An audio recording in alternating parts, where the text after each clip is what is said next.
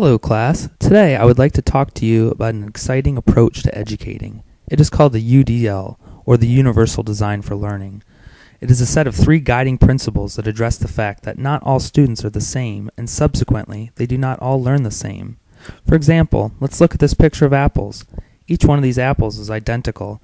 If this was a classroom, teaching would be easy. The problem is, students, just like apples, are all different.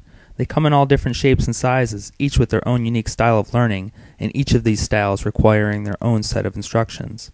So, are there any questions so far? Yes, Professor Shaw. I have a question that I would like to ask. Okay, Barbie. What's your question? Well, Professor Shaw, I was wondering, if we are all different styles of learners, how are you supposed to teach all of us at the same time if we all need a separate set of instructions? Great question, Barbie. The UDL teaches us about the 3 different learning networks that we have in our brains. There's the recognition network, the strategic network, and the affective network, each having their own function and guiding principle. Let's start with the recognition network. The recognition network is often referred to as the what of learning network. It is here that we gather facts and categorize what we see, hear, and read. Enter Principle 1. Principle 1 states that we should provide multiple means of representation. For example, not all students are great visual readers. While some students might comprehend everything they read in a textbook, other students might not. These students might greatly benefit from some sort of assistive technology device, such as an audio reader, that could read aloud the words as the student read along with it. Next, we have the strategic network. This is our how learning network. It is here that we plan and perform tasks. And since not everyone plans and performs the same way, we are provided with Principle 2. This states that we must provide multiple means of action and expression. Simply put, we must provide multiple platforms for students to present their knowledge. Let's take Barbie and Chaz here for an example. They are given a task of putting the object in front of them and placing it over the wall onto the other side in front of a designated area without leaving their current position.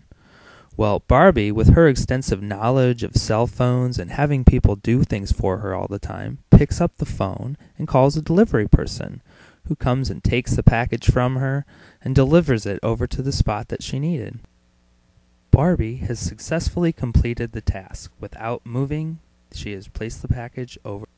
Meanwhile, Chaz, who is an excellent athlete and star soccer player, realizes that he could easily kick the ball over the wall and land it in the designated area. So he kicks it, over the wall it goes, and lands right where it needs to be.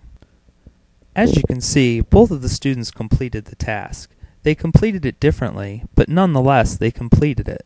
And since we allowed the use of multiple forms of expression, we were able to see each child's unique strategy for implementing. Finally, we have the affective network. This is the why network of learning. It is here that we get students engaged and eager to stay motivated. Plain and simple, don't be boring. This leads us to the final principle as well, Principle 3, which states that we must provide multiple means of engagement. Instead of standing in front of a blackboard lecturing about physics all day, maybe you could take your students and show them a real-world situation involving physics. You could discuss momentum and how it relates to weight and friction at the local sledding hill. This will also allow the children to interact with the lesson and more than likely help them to retain all the knowledge that they had been given. So, in conclusion, we need to understand that all children are different, and we as educators need to be able to help these children reach their potential. With the help of the guiding principles of the UDL, we will allow our future students to access knowledge and expression like